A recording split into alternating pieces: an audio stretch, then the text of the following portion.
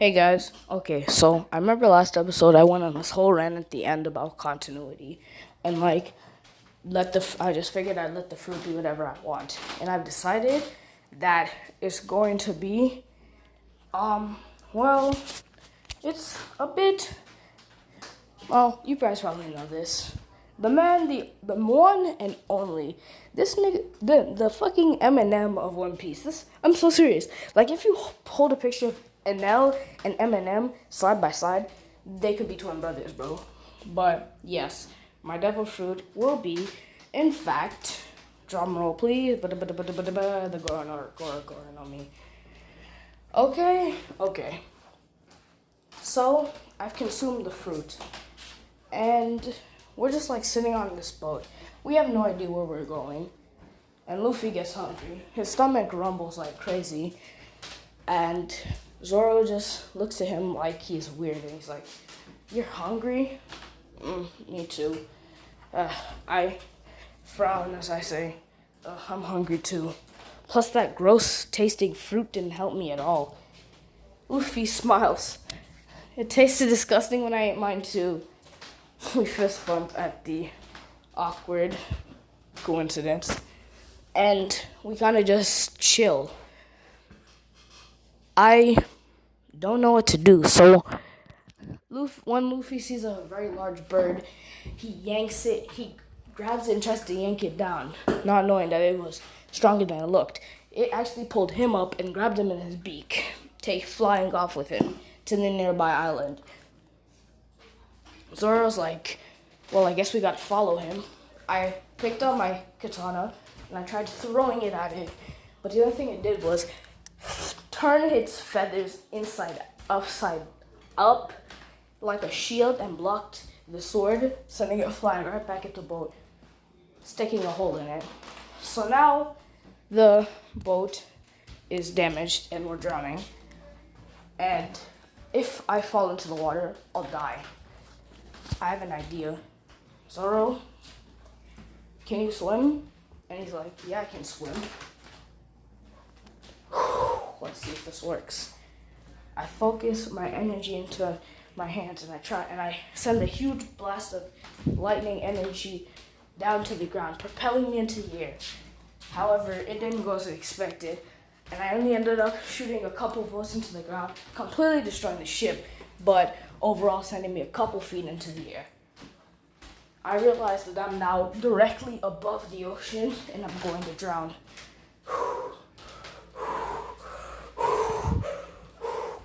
Calm down. I have an idea. I have to think.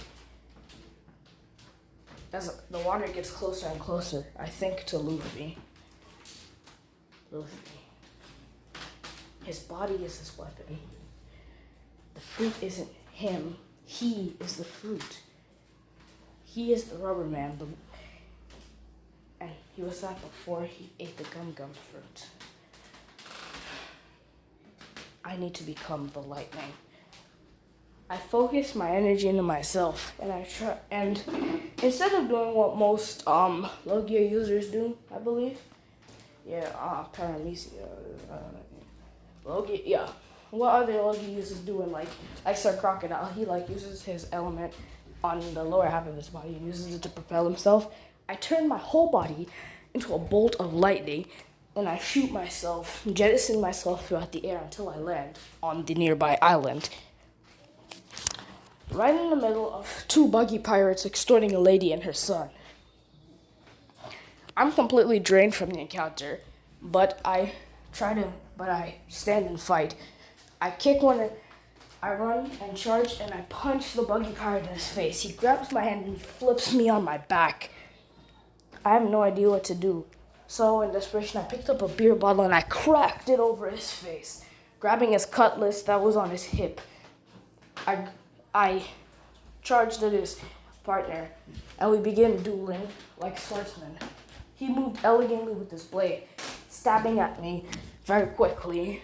I heard some commotion in the distance, and I knew that had to be Luffy or Zoro, so I had to end this fight quickly. I came in rougher with my slashes, more heavy and angry, until he parried it. I charged in with a thrust. He blocked it. I kept attacking and slashing at him, but he moved so eloquently I couldn't keep up until I slashed. He turned my blade the other way and he stabbed me in my gut. Shit, that hurt. This time, I have an idea.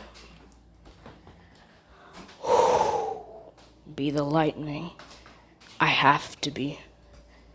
I grabbed my cutlass from the ground, and I channel my lightning energy through the blade. The metal manages to conduct the electricity very well, turning it into a plasma blade. The electricity is actually increasing its cutting power because the electricity is heating up the air around the metal. But the cost of using it like this, my sword is slowly getting destroyed. So I slash at his blade, making a dent in it, but his blade seemed to be tougher than my blade, so mine got cut clean in half. I freaked out a little bit when all of a sudden I remembered. I jumped behind him and I slashed into his blade, hacking and slashing with my broken thing until my blade was nothing but a muddle of putty and his was broken clean in half. This time, he wasn't expecting me. I take the melted iron and I stab him in his stomach with it. It doesn't kill him, but the metal iron burns his skin, bonding to his flesh a little, and he passes out from the pain. So, I throw the cutlass handle to the ground as I make a mad dash for Luffy. The lady in the background tells me, "Thank you for helping us, sir." And her son looks at me like if I'm a hero. I told her, "You're welcome, ma'am." And I walked back and I told him, "Listen, kid, I had that same look in my eyes when I first saw my captain in action, but let me tell you something. The person I am, I'm not a hero. I'm a villain, okay? Now, I know this life may seem amazing, but you have to understand it's not. So stay in school and do your very best to become the exact opposite of me, a true hero." And the lady starts crying and her son is like, "I will, sir. And I promise I'll become a great Marine." I frown, but I keep up a straight face and I tell him, "Good for you, kid. Good for you." I run towards the commotion and I see 3 things that horrify me. A buggy, a pirate that looks like a clown is standing on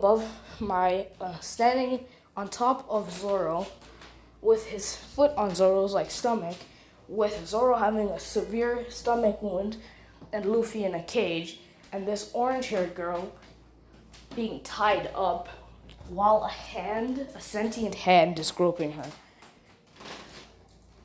I rub my eyes and I think to myself, damn it, am I in that part of the internet again? I rub my eyes and everything's still there, so I'm like, okay, so this is real. Well, now that I've seen it in real life, I need to burn my private history, period. So, I spring into action, destroying Luffy's cage with some electricity, but it ended up diverting away from him because the metal had conducted the electricity, and because he was leaning on them, his rubber body had pushed it away. You see, electricity goes through things that have the least conductive, the path of least resistance.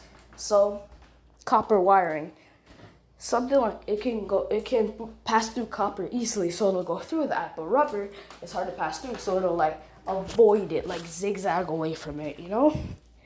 And hey, that's a lesson for you kids. But anyway, so it diverts from him. So I tell him to lean off the bars, and I destroy the cage. Luffy grabs Buggy, wraps his whole body around him, and he says, "I've got a crazy plan, so I need to make sure that you're there to help me." And I'm like, "What do you mean?" He wraps his whole body around Buggy, and he jumps into the sea, and they both pass out. They're devil fruit users, and that's a serious problem because, they're fucking devil fruit users. Luffy will drown to death with Buggy, right? So, I need to do something. And Zoro, I have to attend to Zoro. I have to help Luffy, and I have to free this orange-haired girl. So first I free orange hair, and she says, thank you. And then she asks me, are you a pirate like one of them? And then I reply, yeah, I guess. She frowns. You seem too nice to be one of them, too honest. Your captain's an idiot, but you seem heroic. I smile at the thing and I'm like, well, thank you, but my captain's the most heroic person I've ever seen. He saved me from being forced into a life of pirate servitude to another pirate, and I'm forever grateful for his assistance. Even though the other guy who he had saved wasn't so grateful and immediately turned to the Marines. Filthy pig lapdog. He disgusts me. So, I ask her a favor. I say, Orange Hair, I need your help. She frowns and she's like, listen, my name's Nami, the burglar, but you don't need to worry about my name. And she asks me, what do you need? I tell her, I need you to save my captain, please. She asked me, why would I do that? I explained to her, look, he may be a crazy idiot who literally just tossed himself in the ocean to defeat Buggy, but he's my captain, my crazy idiot. He's my friend. So, I need you to go and save him. Please. She thinks for a moment as she dives into the ocean to go and save Luffy. I tend to Zoro. First, I rip off a piece of my shirt and I wrap it around his stomach. Then I tend to his heart. It seemed that it had stopped beating. Shit. So I channel some light into my hands and I shock him. But the shock is too powerful. As he sat up and he started mumbling gibberish before he fell back down. And his heart stopped beating again. Be the devil fruit. I put one finger over his heart. And I slammed my finger into his chest very deep, but never puncturing the skin. And I forced all of the energy that would have gone to my hands to my finger, and it shot into his heart.